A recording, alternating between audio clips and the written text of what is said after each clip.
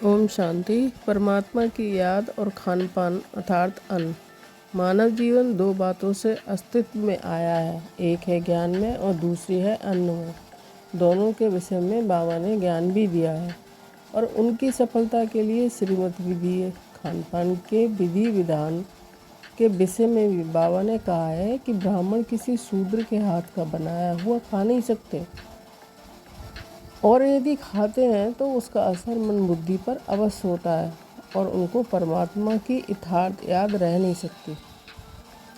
अन्न का असर मन पर अवश्य ही पड़ता है और मन का असर अन्न पर अवश्य ही पड़ता है। जो व्यक्ति जिस भावना, दृष्टि, वृत्ति, स्मृति से भोजन बनाता है, भोजन बनाते समय जैसे उसकी याद होती है, उनमें उसके वाइब्रेशन उस भोजन में समाहित होते हैं और उसको रूप अनुरूप बना देते हैं।